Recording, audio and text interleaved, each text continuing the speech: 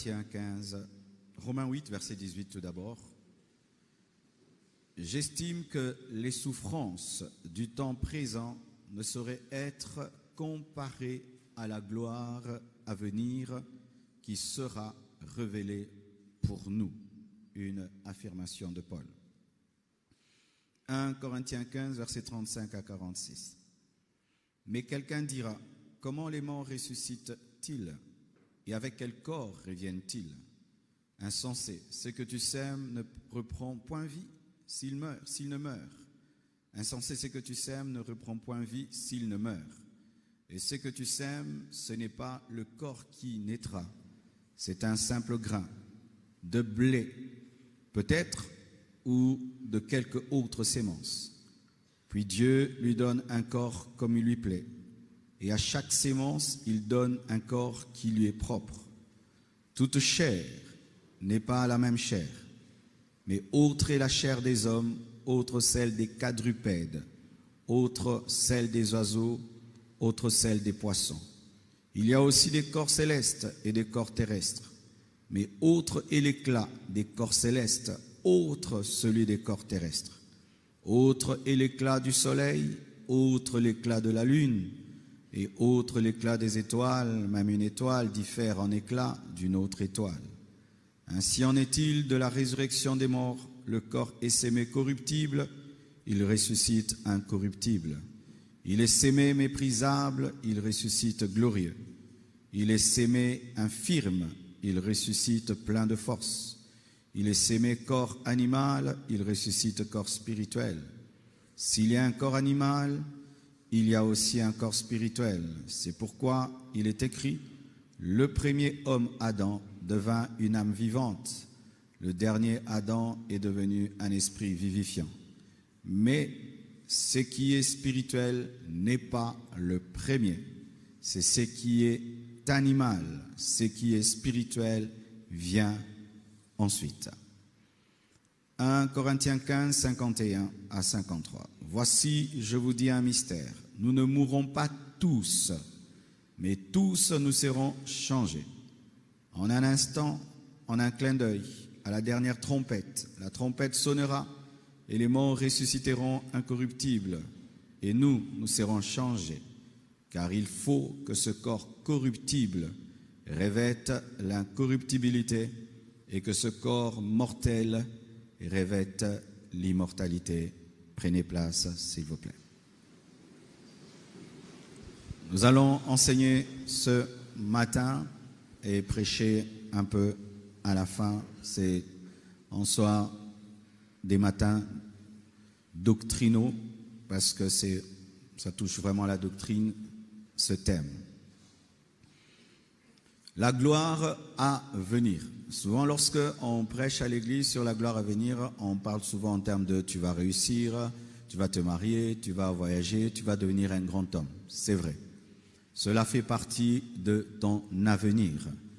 Mais si on veut vraiment être correct selon cette parole, lorsque Paul parle de la gloire à venir, il ne parle pas de la gloire de ce monde. Il ne parle pas de... C'est dans le contexte, Paul n'était pas en train de parler d'une gloire terrestre. C'est vrai, on peut utiliser ce verset, tu souffres maintenant, mais il y aura une gloire à venir qui dépasse. Mais si vraiment nous devons respecter la pensée de l'auteur, lorsque Paul parlait, il parlait de l'enlèvement.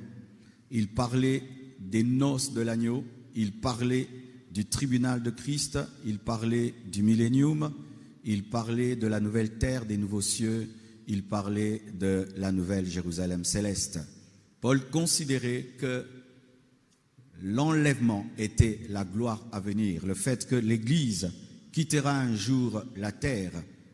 Il considérait les noces avec Jésus-Christ pendant 7 ans comme étant la gloire à venir. Il considérait le tribunal de Christ comme étant la gloire à venir, car c'est au tribunal de Christ que nous serons récompensés de toutes les œuvres pratiquées sur cette terre. Il considérait le millénium, 1000 ans de règne avec Christ sur la terre, où Jésus sera le président, le roi de ce monde, comme étant la vraie gloire à venir, la nouvelle terre et les nouveaux cieux comme étant la vraie gloire à venir, la nouvelle Jérusalem céleste comme étant la gloire à venir. Lorsque tu parles de la gloire à venir, dans le temps présent, c'est être riche, être béni, être utilisé par Dieu, mais dans la vraie pensée de Dieu, ce sont ces choses-là qui sont la gloire à venir. Et lorsque Paul traversait des moments de persécution, des moments difficiles, c'est qu'il lui donnait la force de les supporter, c'est qu'il faisait une comparaison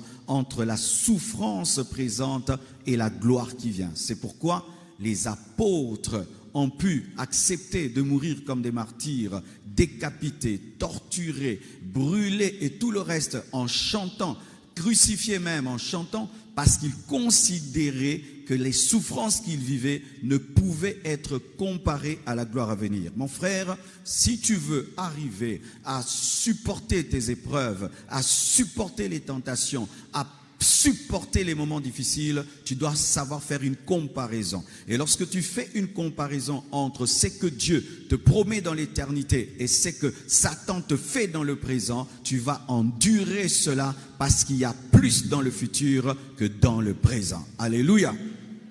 La gloire à venir. Aussi, mes frères et sœurs, il y a une chose que nous devons savoir. C'est que il y avait des doctrines au temps de l'Église primitive qui s'opposaient à la résurrection. Et aujourd'hui, mes frères et sœurs, dans nos pensées, il y a des fausses doctrines qui s'opposent à la résurrection. Il y a des gens qui ne croient pas en la résurrection. Que les hommes, un jour, nous allons tous ressusciter et nous serons enlevés, qu'à la fin des temps, tous les morts seront ressuscités. Tellement de morts autour de nous et jamais tu n'as entendu qu'un grand-père est ressuscité, qu'un arrière-grand-père est ressuscité. Mais la Bible parle de résurrection. Il y a des sectes qui ont été créées seulement pour se moquer de la résurrection. Quand on dit que Jésus-Christ a fait 3 jours dans le tombeau et qu'après il est ressuscité, il y a des gens qui rigolent et qui s'en moquent. La résurrection, la vie après la mort est souvent quelque chose qui dépasse l'entendement. Mais nous devons savoir, mes frères, que le christianisme est fondé sur la résurrection. Sans résurrection, il n'y a pas de christianisme. Alléluia. Douter de la résurrection, c'est douter du christianisme. Si tu es chrétien, tu dois croire en la résurrection. Jésus est ressuscité et tu ressusciteras. Alléluia. Jésus n'est pas dans le tombeau et tu n'as même pas besoin d'aller en Israël pour le vérifier. C'est la vérité, il n'est pas dans le tombeau. Jésus est vivant, Jésus revient bientôt et toi aussi tu seras ressuscité. Donne-moi l'amen. Alors, frères et sœurs, lorsque Paul veut démontrer la réalité de la résurrection, il se sert de l'agriculture. Il dit, insensé, toi qui dis qu'il n'y a pas de résurrection, et comment même quand les gens vont ressusciter, ils vont ressusciter avec quel corps? Parce que lorsqu'on enterre un homme, son corps pourrit. Maintenant, il aura quel corps? Parce que son corps a pourri. Alors Paul amène les Corinthiens vers l'agriculture. Il dit, quand tu prends une graine, alléluia, quand tu prends une graine de maïs qui paraît entre guillemets vivante, et que tu la plantes, tu la sèmes dans la terre, qu'est-ce qui arrive? Cette graine pourrit, n'est-ce pas? Elle est morte. Mais après quelques jours, après quelques mois, tu vas voir une tige qui commence, des feuilles qui commencent, et puis tu as encore un maïs. C'est ça la résurrection. En soi, mes frères, tous les fruits que nous avons sont des résurrections des graines. Alléluia. Chaque fruit que tu manges est une résurrection. C'est une graine qui a été plantée, qui a pourri et qui a donné un arbre. Et cet arbre t'a donné des fruits. C'est la résurrection.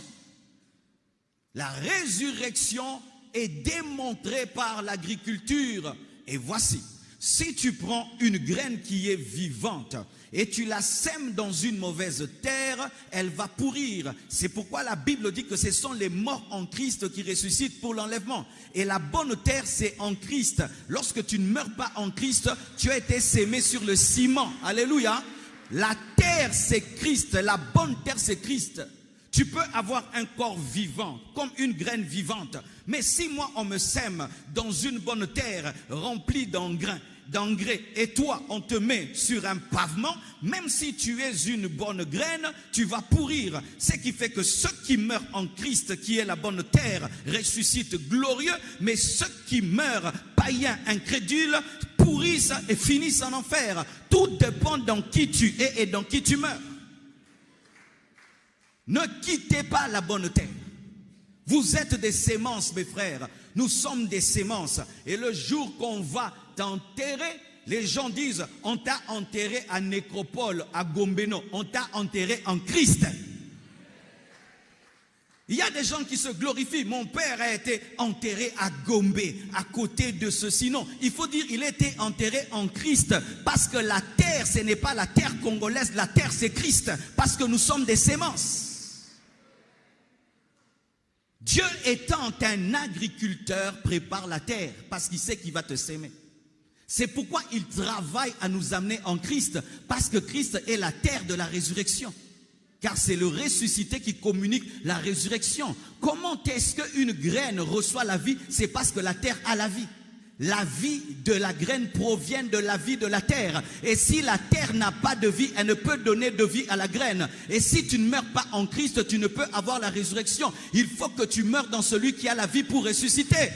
Sinon, si tu meurs dans le péché qui est la mort, dans le diable qui est la mort, tu ne peux ressusciter glorieusement. Glorieusement, parce que tous on ressuscitera, mais tu ne peux ressusciter glorieusement et tu pourriras. Frères et sœurs, on dit les morts en Christ ressusciteront, comme les graines qui sont plantées dans une bonne terre, remplie de vitamines, remplie de vie, ressusciteront. Tu es une graine. Et douter de la résurrection, c'est douter des fruits que tu manges tous les jours. Quiconque te dit un jour, je ne crois pas en la résurrection, dis-lui, ne mange plus les fruits. Parce que chaque fruit est une résurrection d'une graine. Et si tu as décidé de quitter Christ, tu es comme un agriculteur qui cesse de s'aimer dans une bonne terre et qui décide de faire pousser les graines sur le pavement. Tu es fou. Tous les hommes qui rejettent Christ sont des insensés, sont des fous. Ce sont des hommes qui plantent sur le pavement et qui attendent un arbre. Il meurt athée et il dit qu'il ira au ciel. Il meurt dans le péché et il dit qu'il ira au ciel. Il meurt dans le paganisme, il dit qu'il ira au ciel. Il plante sur le carreau et il dit qu'il aura toute une plantation. Impossible, impossible. La bonne terre, c'est en Christ.